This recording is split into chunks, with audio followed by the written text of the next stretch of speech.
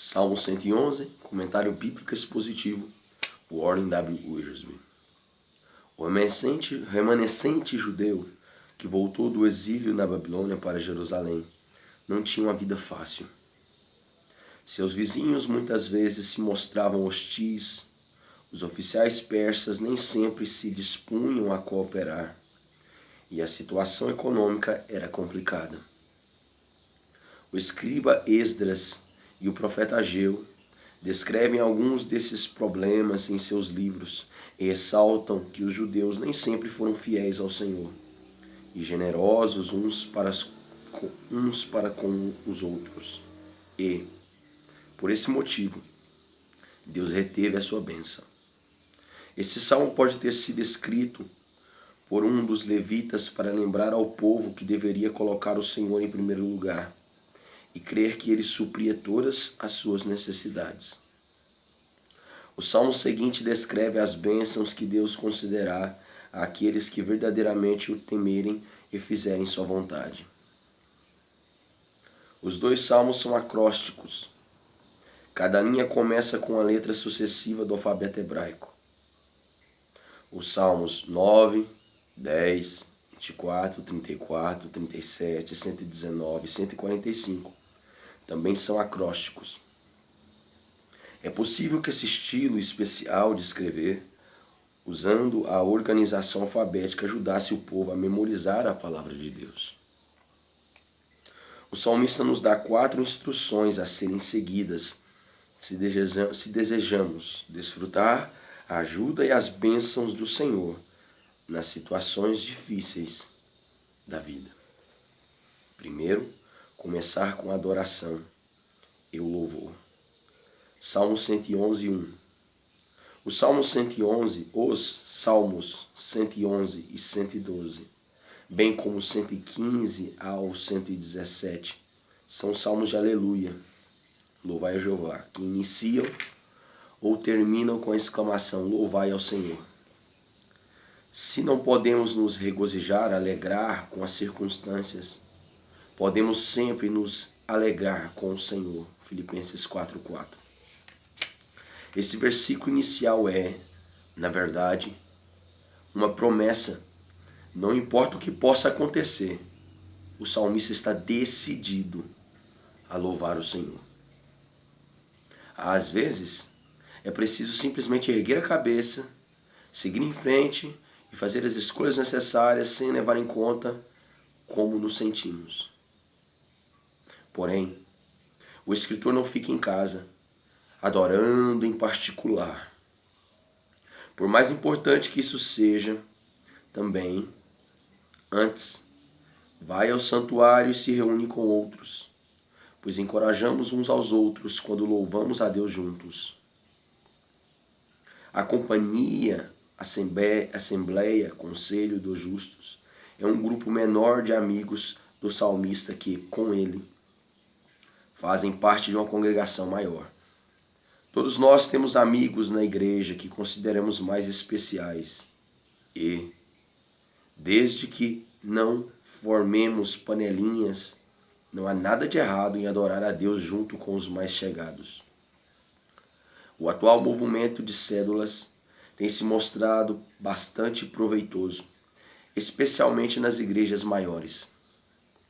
Porém, o mais importante é que nossa adoração seja sincera e que ofereçamos a Deus o que temos de melhor. Segundo, lembrar-se das grandes obras de Deus, Salmo 111, do versículo 2 ao 6. Lembrar-se das grandes obras de Deus, Salmo 111, do versículo 2 ao 6. O povo de Deus não vive em função do passado, mas sabe como usá-lo para lhe dar estímulo para o presente e esperança para o futuro. A comemoração de dias e de semanas especiais é estipulada em Levíticos 23, como uma das maneiras de o Senhor ajudar seu povo e se lembrar das grandes coisas que Deus fez por eles. Além disso, suas obras revelam seus atributos, pois como ele, essas obras são grandes, versículo 2, gloriosas, majestosas e retas, versículo 3. Maravilhosas, benignas e misericordiosas, versículo 4. Poderosas, versículo 6. Verdadeiras e justas e fiéis, versículo 7. Santas e tremendas, versículo 9. É impossível não confiar num Deus com um caráter desse. Ao recapitular as diversas obras realizadas pelo Senhor, o salmista também nos lembra de algumas delas. Deus proveu alimento para seu povo depois de deixar o Egito. Ele deu sua aliança no Sinai, versículo 5. Ajudou-o a conquistar as nações de Canaã, versículo 6. Deuteronômio 4, 35 até o 40. E o livrou do cativeiro na Babilônia, versículo 9. Como A.T. Pierson costumava dizer, nossa história é a história de Deus. E devemos ler o Salmo 111 com essa verdade em mente. Devemos nos alegrar ao refletir sobre o registro das obras de Deus e, por meio de nosso estudo, aprender mais sobre o Senhor. Porém, devemos lembrar ainda de como Ele operou em nossa vida. O termo memoráveis, no versículo 4, se refere ao memorial, ou seja, Deus transformou suas maravilhas em memórias. Na verdade, Israel em si é um memorial do poder e da graça de Deus. Ao se deslocar de um lugar para o outro, Abraão deixava para trás altares e poços que serviam de memoriais, indicando que Deus o havia conduzido por aqueles caminhos e, depois de entrar em Canaã, o povo de Israel ergueu pedras memoriais. Josué 4, do 1 ao 7. No Rio Jordão e em sua passagem pela terra. Os pais israelitas deveriam ensinar a seus filhos o significado dos dias especiais e das pedras memoriais. Êxodo 13, do 3 ao 10, Deuteronômio 6, do 4 ao 9, Josué 4, do 4 ao 7. Não existem lugares sagrados onde Deus habite de maneira singular, mas há lugares especiais onde Deus pode trazer à mente memórias edificantes que nos ajudarão a lembrar sua grandeza e sua graça. Terceiro, confiar na palavra de Deus, Salmo 111, versículos 7 ao 9. Tomando como ponto de partida as obras de Deus, não é difícil fazer a transição para a palavra de Deus, pois foi por sua palavra que todas as coisas vieram a existir e é por meio dela que todas as coisas são mantidas. Salmo 33, do 6 ao 11. Deus deu a lei a seu povo para que pudessem desfrutar suas bênçãos. Sua justiça permanece para sempre, versículo 3. Bem como suas alianças, versículos 5 e 9.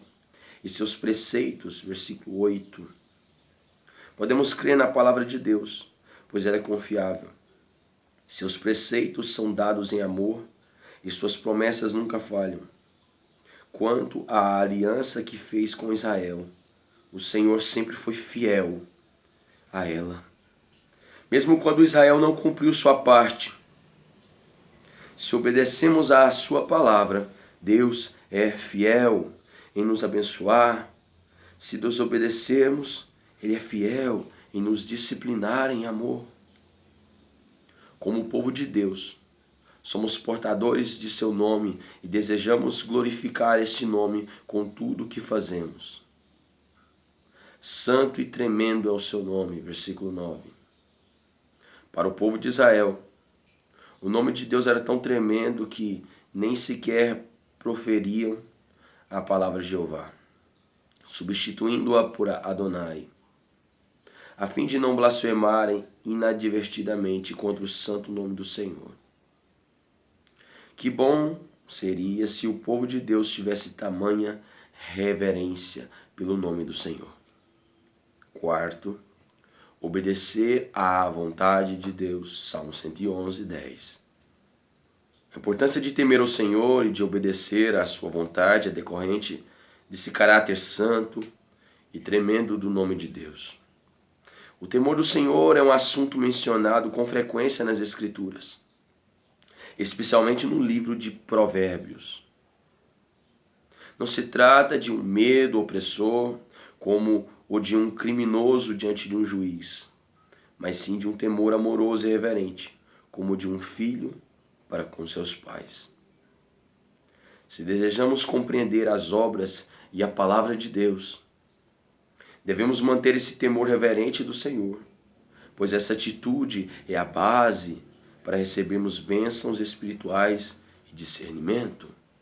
Ler Jó 28, Provérbios 1:7, Provérbios 9:10. O termo princípio significa a parte principal e, sem isso, não estamos preparados para receber a verdade de Deus. O temor do Senhor conduz à obediência ao Senhor. E a obediência é importante para o discernimento espiritual. João 7,17. O salmo seguinte explica a aplicação prática de tudo isso em nossa vida.